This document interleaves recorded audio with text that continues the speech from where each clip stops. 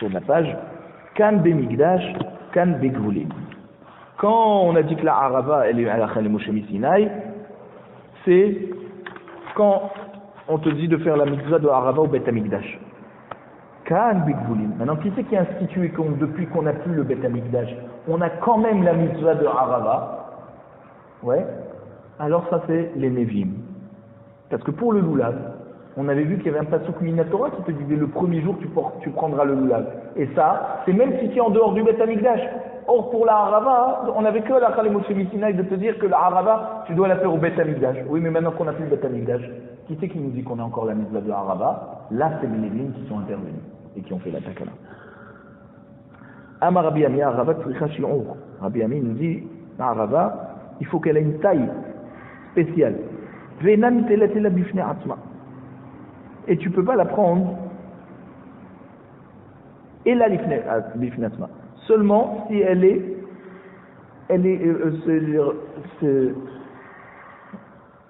seulement si elle n'est pas mélangée avec d'autres sortes.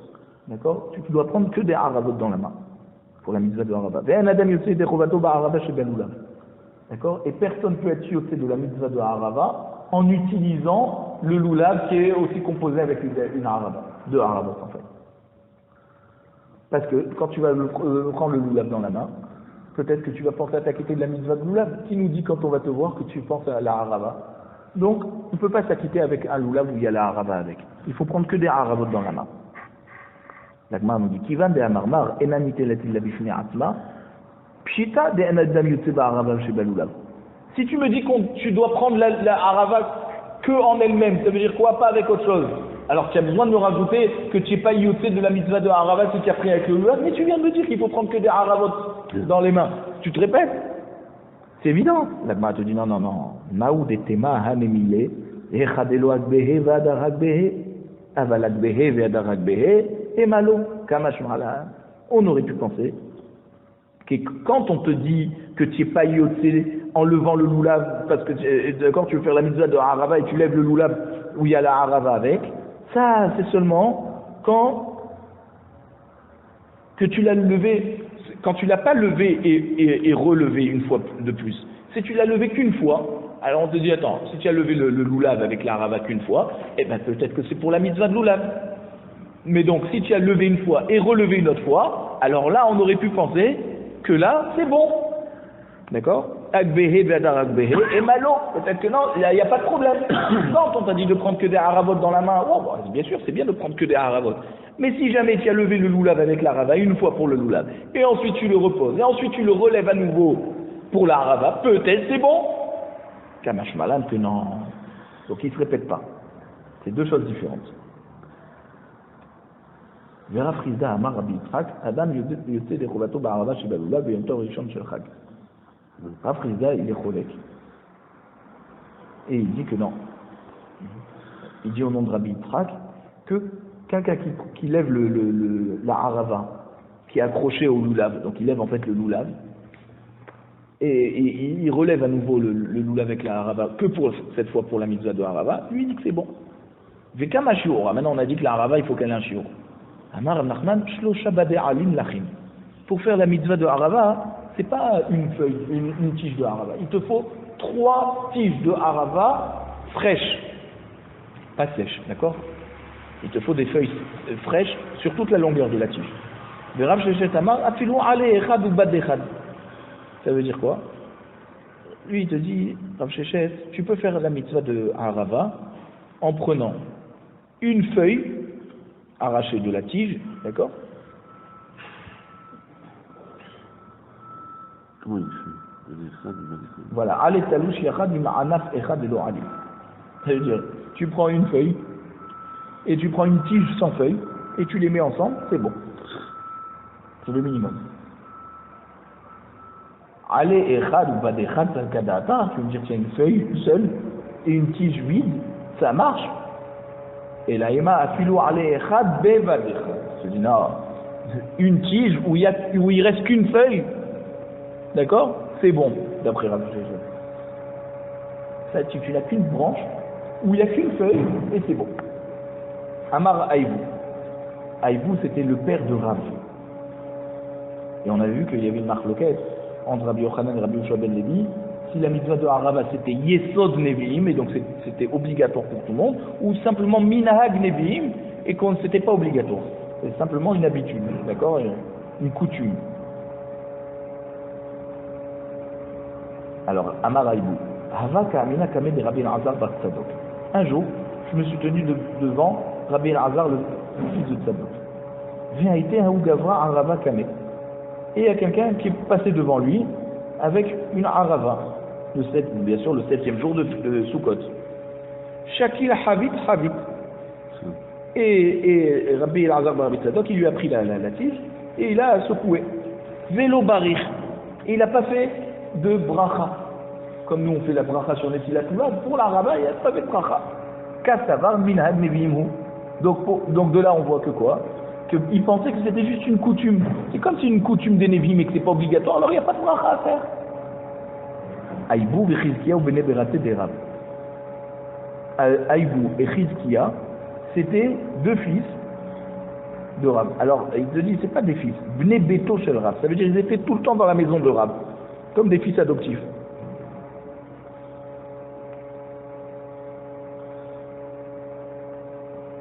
Et en fait, il faut comprendre qu'il y avait un Aïbou qui était vraiment le fils de Rav, le père de Rav, Aïbou. Et là, quand on te parle de Aïbou et Chizkia, c'était l'arrière-petit-fils qui était nommé au nom de son arrière-grand-père. D'accord? Donc en fait, le petit-fils de Rav, il s'appelait aussi Aïbou, il était nommé sur le père de Rav, son arrière-grand-père. C'est pour ça qu'on dit Bnei Beto, ils étaient habitués à être dans la maison de Rav. Aïtou, Arava, les Kameh des Rav. Et ils sont venus apporter devant leur grand-père une Arava, le 7e jour de Pessah, de Sukkot, pardon. Chabit Velo Barich.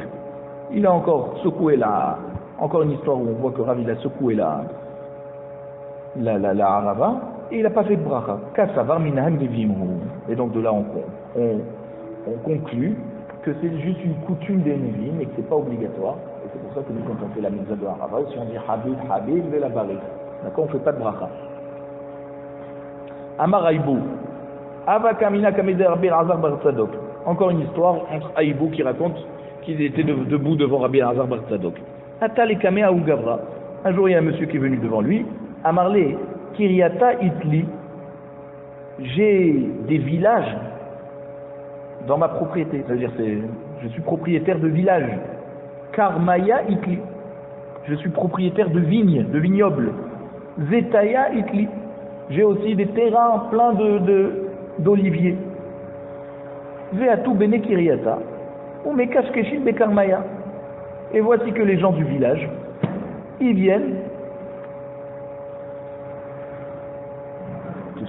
Mekashkeshin Bekarmaya, ça veut dire, ils viennent commencer à me prendre mes vignes. Beochlim Bezetaya. Et donc, ils travaillent, en fait, ils viennent travailler la vigne. Et pour salaire, ils reçoivent des olives, d'accord, en compensation de ce qu'ils ont travaillé. Arir, Olo Arir. Est-ce que je continue ce minage que j'ai ou pas? Est-ce que je peux continuer à faire travailler même pendant l'année de Shemitah, mais ils mangent des olives? Amarle Lo Arir. Il ne faut pas continuer à faire comme ça. Tu n'as pas le droit de les faire travailler. Qu'est-ce que ça veut dire? Tu fais du business là. On n'a pas le droit de tirer profit des fruits de la juive. Avakashavik Leveazi. Tout de suite il est parti, ce personnage. Amar. Et là Rabbi Elazar bar Tzadok il a dit à ses élèves. Kadou haveti dairi be'ara hada arba'in sheni. J'habite dans cette terre ici depuis 40 ans. Velo hameti bar enash me'alech be'rohan de taknan keden. Et j'ai jamais vu quelqu'un d'aussi droit que ce monsieur. Hadar ve'ate. Tout de suite après, cet homme est revenu chez Rabbi Elazar bar Tzadok. Ve'amarle, maï me'abad. Comment je dois faire maintenant? Ça va, vous m'avez dit de plus faire comme ça, mais maintenant, qu'est-ce que je dois faire? Amarle, afkar zetaya la hashuchaya. D'accord, il faut que tu rendes hetker, d'accord, toutes tes olives aux pauvres. Veten peritaya les kashkouché kramim. Et donne quelques broutotes, d'accord, quelques petites pièces de ton argent personnel à ceux qui travaillent dans la vigne. D'accord? Donc, ça veut dire paye-les d'une manière détournée, pas directement avec des olives. Non, les olives, tu dois être masquir pour les pauvres. Des caches couchées, micharé, est-ce qu'on a le droit, Bichlal, de travailler la vigne? Tu me dis, ne les paye pas en olives, donne-leur un peu d'argent. Mais ils n'ont pas le droit de travailler la vigne, c'est la Shemitah. Ve'atan, voici que la Braïta nous dit. Il y a un pasouk dans Sefer Shemot, Perek Kav Gimel Pasouk Yudalef. Ve'ashvi'i tishmetena untashta. C'est quoi tishmetena untashta, l'année de la Shemitah? Tishmetena mine kashkesh. Ça veut dire, tu n'as pas le droit de faire de travailler le champ. Untashta mile sakel. Mile sakel, ça veut dire enlever les mauvaises, les pierres qui dérangent le terrain pour que ça pousse bien. Voilà, untashta mile sakel. Non, mais le deuxième.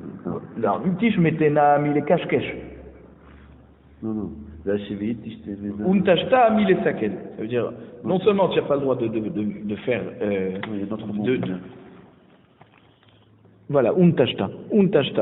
Donc le pasouk, c'est le pasouk ve'ashvei tishmetena untashta. Qu'est-ce que ça veut dire? Tishmetena mile kashkesh. Untashta mile sakel.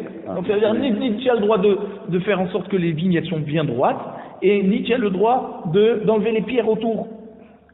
Amar okva bachama dre kashkouché. Je te dis à vous, il y a deux sortes. Chad satoumé pilé. Alors c'est quoi? La première fois qu'on te dit un hidour, en fait, c'est quoi? C'est remplir tous les trous qui sont dans la terre. D'accord? Ça veut dire quoi? Toutes les racines de vigne qui se sont dévoilées, tu les recouvres avec la terre dessus pour que l'arbre ne s'assèche pas. Si tu découvres ses racines, il va s'assécher. Vechad avrouillé ilané. Et il y a une autre sorte, c'est de quoi? C'est de faire un trou et de bouger la terre. Tu fais un trou et tu bouges la terre comme ça autour de la racine pour que la racine soit plus tendre et donc elle peut mieux puiser dans le sol. Et ça fait un arbre de meilleure qualité. Avrouillé, il a né à sourd. Satoumet pilé charé. D'accord? Donc faire le trou au niveau des racines et bouger la terre pour rendre tendre les racines, ça tu n'as pas le droit. Mais par contre, satoumet pilé, ça veut dire boucher juste les trous qui sont autour de la racine, juste pour que l'arbre ne s'assèche pas. Donc tu comprends? Ce qu'on a le droit, c'est de faire en sorte que ça ne s'assèche pas.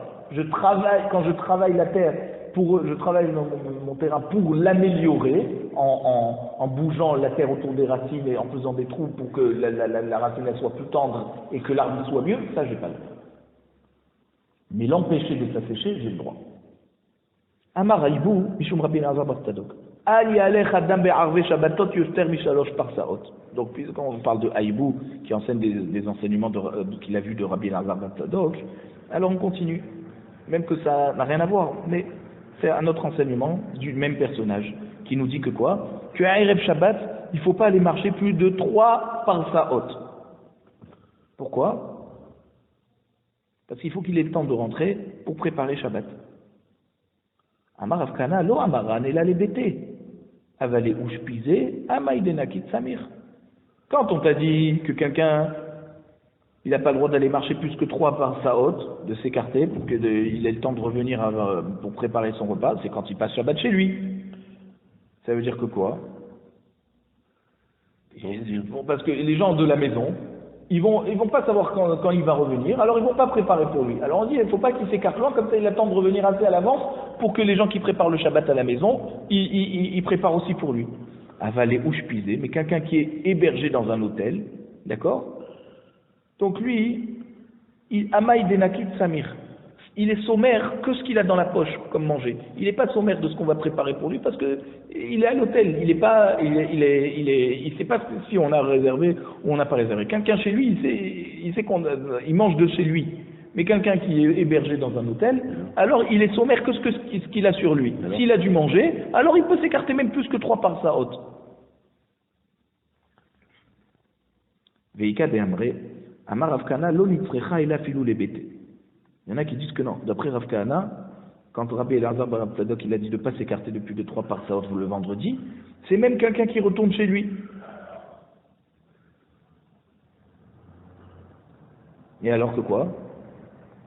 Même que chez lui, il sait qu'il y aura toujours un peu de manger. Quelqu'un, il connaît sa maison. D'accord? C'est pas comme quelqu'un qui arrive à l'hôtel que s'il n'a pas réservé, et on peut lui dire, monsieur, il n'y a plus. Quelqu'un, il connaît sa maison, il sait qu'il y a toujours quelque part du manger. Et même celui-là, Rabbi Tzadok, il a dit qu'il faut qu'il fasse attention de ne pas trop s'écarter. Même s'il est toujours rassuré dans sa tête qu'il trouvera quelque chose à manger dans la maison. Amar Rav Kahana, Bedidi Hava Aouda. Et Rav Kahana, il dit, moi, ça m'est arrivé cette histoire. Un jour, je suis parti plus que 3 parsaot. Et quand je suis revenu chez moi à la maison, même des kassa de harsena, ça veut dire des tout petits poissons frits, d'accord, le rouget, d'accord, frits dans leur farine avec la graisse, le poisson. Même ça, j'ai pas trouvé chez moi. Je suis rentré affamé. Donc, faut faire attention. Faut pas sortir plus de 3 parsaot le vendredi. Alors maintenant, on retourne à notre Mishnah. Mitzvat lulav kessad. On a dit la mitzvah de lulav, on allait la veille de Yom Tov qui tombait Shabbat, d'accord, premier jour de Yom Tov, on amenait le lulav à Har Habayit et les chazanim y recevaient d'eux et les posaient sur une estrade et le lendemain il les lançait et ça faisait des histoires. Tanetana Kameh de Rav Nachman. Il y a un chacham qui a enseigné devant Rav Nachman cette Mishnah comme ça. Sodrin Alga Gaïsteba, c'est-à-dire on positionnait de manière ordonnée le lulav sur le Alga Gaïsteba, sur le toit de cette estrade, ça veut dire sur le mur qui est au-dessus de l'estrade. À Marley, Rahman dit comme ça, à Sochacham, Vechi le Yabshan ou Tsarir, dis-moi, tu vas les mettre sur le toit, mais tu vas les assécher, ils vont prendre le soleil. Et la Emma, al Gava Itzteba. Il te dit non, c'est pas sur le gag de la Itzteba, le toit. Gava Itzteba, ça veut dire quoi? Sur les bancs eux-mêmes, d'accord? Sur les bancs eux-mêmes, et pas sur il y avait des bancs, et sur les bancs, il y avait une sorte d'estrade.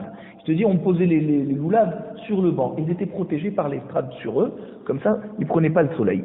Amar Achva, Amar Rabbi Yehuda, Harabait, Stav Kaful Haya. Stav lifnim mistav. Il dit, Harabaït, il y avait 2 rangées de bancs qui étaient tout autour de Harabaït. Stav lifnim mistav. Une rangée à l'intérieur d'une rangée. Et c'était là-bas qu'on mettait toutes ces loulavim pour les garder. Donc ils prenaient pas le soleil et c'était comme ça qu'ils pouvaient servir à tout le monde.